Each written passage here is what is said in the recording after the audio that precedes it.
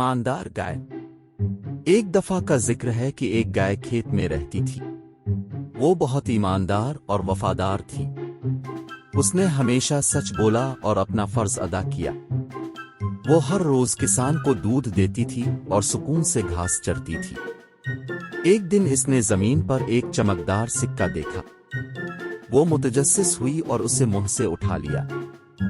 اس نے اپنے اب سے کہا، یہ ایک سکہ ہے، یہ پیسہ ہے، یہ قیمتی ہے، میں حیران ہوں کہ اسے کس نے گرایا۔ اس نے فارم پر موجود دوسرے جانوروں سے پوچھا کہ کیا انہوں نے سکہ گرا دیا ہے۔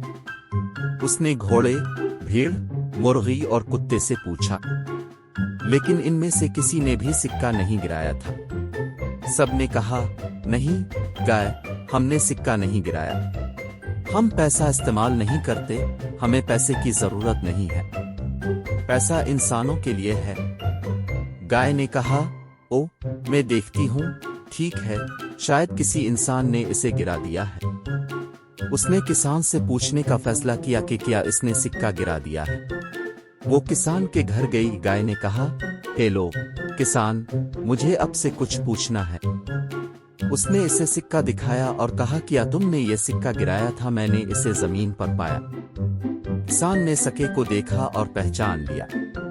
اس نے کہا، ہاں گائے، یہ میرا ہے۔ اسے ڈھونڈنے اور میرے پاس واپس لانے کا شکریہ۔ اس نے اس سے سکہ لیا اور مسکرا دیا۔ اس نے کہا، تم بہت ایماندار اور وفادار ہو گائے۔ تم یہ سکہ اپنے لیے رکھ سکتی تھی یا کسی اور کو دے سکتی تھی، لیکن تم نے اسے مجھے واپس کرنے کا انتخاب کیا، یہ بڑی نیکی ہے۔